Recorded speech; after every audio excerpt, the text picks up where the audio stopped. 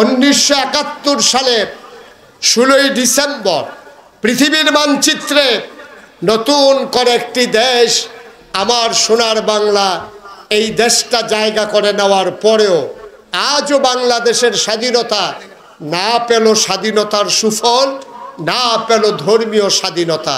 ঠিক কিনা বলেন? টিটকারি মস্কারার পাত্র হলো ওলামায়ে কেরাম, জেল জুলুম নির্যাতনের শিকার হলো ওলামায়ে কেরাম।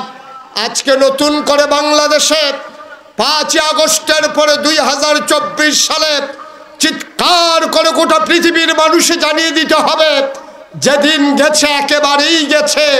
আজকে বাংলাদেশে ওলামায়ে কেরামের দিকে চোখ তুলে তাকানোর, টিটকারি মারার, মস্কারা করার দুঃসাহস আর কাউকে দেখাতে হবে না। ঠিক কিনা বলো? দেখাতে দিতে দেওয়া হবে না। আলেম ওলামারা আজকে আবার নতুন করে জেগে উঠেছে। মসজিদের মিম্বারগুলো কোরআনের ধ্বনিতে আজকে আবার কেঁপে উঠেছে। মাহফিলের মঞ্চগুলো কোরআনের আলোচনার মাধ্যমে আবার মানুষকে জাগিয়ে দেওয়ার সুন্দর শুভ সূচনা করেছে।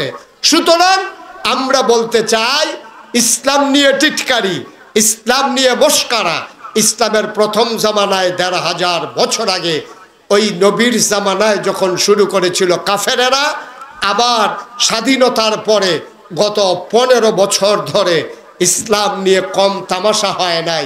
ইসলাম যারা প্রতিষ্ঠা করতে চায়, যারা আল্লাহর জমিনে আল্লাহর দিন থাকতে